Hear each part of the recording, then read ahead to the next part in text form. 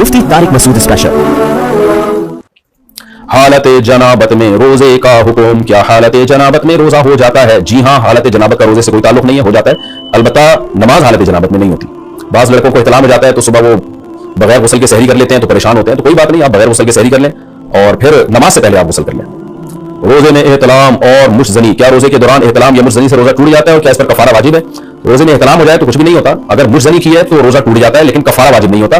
कबीरा गुनाह भी है कि आपने रमजान का रोजा तोड़ा क्यों और रोजे में इतना बड़ा गुनाह क्यों किया आपने, तो डबल गुनाह मिलेगा आपको, लेकिन कफारा लाजिम नहीं है। कफारा जो लाजिम होता है वो जिमा करने से, तो अगर प्रॉपर जब तक इंटरकोर्स किसी ने ना किया हो तो इंटरकोर्स करने से जो है बीवी के साथ या किसी भी औरत के साथ जो हराम है, नाजायज है बहरहाल, लेकिन उससे क्या होता है कि रोजा भी टूटेगा और कफारा भी लाजिम होगा। लेकिन अगर इसके बगैर ही कोई डिस्चार्ज हो गया, चाहे ज़ौजा के जरिए हो या अपने हाथ के जरिए हो, अपने हाथ के जरिए, तो अपने हाथ से ये काम करना तो बहरहाल बहुत बड़ा गुनाह है, रोजे में तो और भी ज्यादा बड़ा गुनाह है, लेकिन ये कि उससे रोजा तोड़ने का गुनाह होगा, कफारा लाजिम नहीं होगा। तो जो नौजवान रोजा रख के अगर खुदा न खास्ता ये काम कर लेते हैं, मुजनी कर लेते हैं, तो तौबा इस्तिगफार भी करें और बाद में एक रोजा कज़ा भी करें, लेकिन कफारा उन पर लाजिम नहीं है।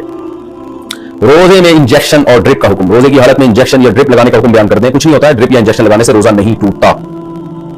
कौन सी उल्टी होने से रोजा टूट जाता है? उल्टी आई और निकल ली तो क्या रोजा टूट जाएगा? तलहा साहब कराची से, देखें मुंह भर के उल्टी आई ना, फुल स्पीड के साथ, जो रोकना ही मुमकिन नहीं था आपके लिए, इतनी भर के, ऐसी उल्टी को निगलने से रोजा टूट जाता है। लेकिन आमतौर पर जो उबकाइयां आ रही होती हैं सहरी के बाद, लोगों ने इतना फोड़ा फाड़ा होता है, इफ्तारी में इतने पकौड़े फोड़ दिए और फिर सहरी में भी दबा के फोड़ फाड़ दिया, तो उसके बाद तबाही आ जाती है और वो उबकाइयां आती हैं, तो वो थोड़ी बहुत जो उबकाइयां आती हैं उनको निगल लिया तो इससे रोजा नहीं टूटता।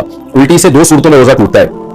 एक ये कि आपने खुद से उल्टी की हालत में हाथ डाल के और वो उल्टी भी मुंह भर के हुई हो, तो ऐसी उल्टी से रोजा टूट जाता है। एक तो ये, दूसरा ये कि उल्टी आपने खुद ना की हो, हुई मुंह भर के हो लेकिन आपने निगल ली उसको, तो रोजा टूटता है। तो अगर खुद हुई तो भले मुंह भर के, यानी अगर खुद हुई और निगली नहीं तो बेशक मुंह भर के भी हो तो रोजा नहीं टूटता क्योंकि आपने निगली नहीं है।